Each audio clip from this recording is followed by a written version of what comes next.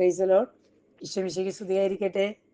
സന്തോഷവും സമാധാനവും നിറഞ്ഞ നല്ല നിമിഷങ്ങൾ നമ്മുടെയൊക്കെ കുടുംബത്തിലും സമൂഹത്തിലും നിറയുവാൻ ഓരോ നിമിഷവും സഭയിൽ അർപ്പിക്കുന്ന പരിശുദ്ധ കുർബാനയുടെ പരിശുദ്ധ ശക്തിയോട് ചേർത്ത് നമ്മുടെ എല്ലാവരുടെയും ജീവിതങ്ങളെ, ജീവിതയാത്രകളെ, ചിന്തകളെ, നമ്മുടെ എല്ലാ അധ്വാനങ്ങളെയും ഈ ബലിയിലൂടെ ഒഴുകുന്ന അഭിഷേകത്താൽ കഴുകി വിശുദ്ധീകരിക്കാനായിട്ട് ഒത്തിരി സ്നേഹത്തോടെ നമുക്ക് ഒരുമയോടുകൂടി പ്രാർത്ഥിക്കാം. എഫാത്ത ഗ്രൂപ്പിൽ ഈ നോയമ്പിൻ്റെ ഒരുക്കത്തിൽ, നോയമ്പ് കാലഘട്ടത്തിൽ തമ്പുരാനോട് ചേർന്നിരിക്കുവാൻ നമ്മുടെ ജീവിതത്തിൽ ഓരോ നിമിഷവും നമ്മളെ അലട്ടുന്ന, നമ്മളെ അസ്വസ്ഥപ്പെടുത്തുന്ന നിരവധി പ്രശ്നങ്ങൾ, സങ്കടങ്ങൾ, ബന്ധനങ്ങൾ, കെട്ടുകൾ, തടസ്സങ്ങൾ, കുഞ്ഞുങ്ങളുടെ വിദ്യാഭ്യാസ മേഖലകൾ, ഔദ്യോഗിക ജീവിത മേഖലകൾ, എല്ലാ നന്മയും നഷ്ടപ്പെടുത്തുന്ന പൈശാചിക ശക്തിയുടെ ഉപദ്രവങ്ങളെല്ലാം നിർവീര്യമാകണമെങ്കിൽ ഈശോയുടെ സ്നേഹത്തോട് ചേർന്ന് ആ ബലിയോട് ചേർത്ത് നമ്മുടെ ജീവിതത്തെ സമർപ്പിക്കുമ്പോഴാണ് നമുക്കൊരാശ്വാസം കിട്ടുന്നത്. ഏറെ സ്നേഹത്തോടെ എഫാത്ത ഗ്രൂപ്പിനെ സപ്പോർട്ട് ചെയ്ത് പ്രാർത്ഥിക്കുന്ന ബഹുമാനപ്പെട്ട വൈദികരുടെ പ്രാർത്ഥനാ സഹായം നമുക്ക് ചോദിക്കാം.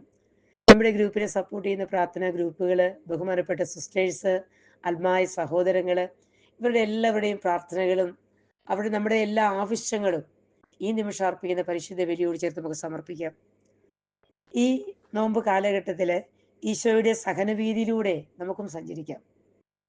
നമ്മുടെ ജീവിതത്തിലെ പ്രയാസങ്ങളെയും പ്രതിസന്ധികളെയൊക്കെ പിതാവായ ദൈവത്തിന് ആ കരങ്ങളിലേക്ക്, ദൈവത്തിൻ്റെ കരങ്ങളിലേക്ക് നമുക്ക് സമർപ്പിച്ചുകൊണ്ട് നമ്മൾ പ്രാർത്ഥിക്കുമ്പോൾ പിതാവായ ദൈവം തൻ്റെ ഛായയിലും സാദൃശ്യത്തിലും സൃഷ്ടിച്ച മനുഷ്യനെ എല്ലാ പാപത്തിൻ്റെ അടിമത്തത്തിൽ നിന്നും വീണ്ടെടുക്കുന്നതിന് വേണ്ടിയാണ് സ്വന്തം പുത്രനായ ഏകജാതനായ യേശുവിനെ സാധാരണക്കാരിൽ സാധാരണക്കാരനായ മനുഷ്യനായി ലോകത്തിലേക്ക് അയച്ചത്.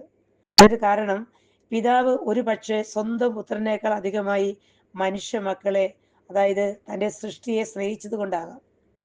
അമ്മയുടെ ഉദരത്തിൽ ഉരുവായി തീരുന്നതിന് മുൻപ് തന്നെ ഈശോയ്ക്ക് സ്വന്തം ദൗത്യത്തെക്കുറിച്ച് അറിയാമായിരുന്നു. എന്തുമാത്രം അവഹേളനങ്ങളും പീഡനങ്ങളും വേദനകളും തൻ്റെ ജീവിതത്തിൽ അനുഭവിക്കേണ്ടി വരുമെന്ന് അറിഞ്ഞിട്ടുകൂടി യേശു പിതാവിൻ്റെ ഇഷ്ടം ശിരസ വഹിച്ചു എല്ലാ ക്ലേശങ്ങളും സഹിച്ച് മനുഷ്യ മക്കളെ പിതാവിൻ്റെ അടുക്കലേക്ക് തിരിച്ചെത്തിക്കാൻ ജന്മമെടുത്ത ദൈവപുത്രൻ സ്വന്തം ജീവനെ തന്നെ ബലിയായി നമുക്ക് വേണ്ടി നൽകി. ആർക്ക് വേണ്ടി?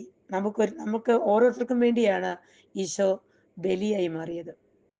ഓരോ നിമിഷവും സഭയിൽ അർപ്പിക്കുന്ന പരിശുദ്ധ കുർബാനയുടെ പരിശുദ്ധ ശക്തിയോട് ചേർന്ന് നമ്മൾ ജീവിക്കുമ്പോൾ പാപ സാഹചര്യങ്ങളിൽ നിന്ന് നമ്മളെ രക്ഷിക്കാൻ സ്വന്തം പുത്രനെ നമ്മുടെ ഇടയിലേക്ക് അയച്ച് ആ നിരപരാധിയുടെ ആ തിരുരക്തം നമ്മളെ ജീവിത മേഖലയിലേക്ക് ചീന്തി ഓരോ നിമിഷം സ്വന്തം ശരീരരക്തങ്ങൾ നമുക്ക് ഭക്ഷണ പാനീയങ്ങളായി നൽകിക്കൊണ്ട് പിതാവായ ദൈവം നമ്മളോട് കാണിച്ച ആ വലിയൊരു സ്നേഹത്തിൻ്റെ ആഴവും അർത്ഥവും മനസ്സിലാക്കിക്കൊണ്ട് ഈ നോമ്പ് കാലഘട്ടത്തിൽ ഓരോ നിമിഷവും ഗെത്സമേൻ തോട്ടത്തിൽ നിന്ന് ആരംഭിച്ച് കാൽവരി മലകൾ മുകളിൽ അവസാനിച്ച ദൈവപുത്രൻ്റെ അതികഠിനമായ, അതായത് യേശുവിന് ഒരു മനുഷ്യന് പോലും നമ്മുടെ ജീവിതത്തിൽ നമുക്ക് സങ്കല്പിക്കാൻ പോലും പറ്റാത്ത സഹനവീതിയിലൂടെയാണ് ഈശോയുടെ യാത്ര.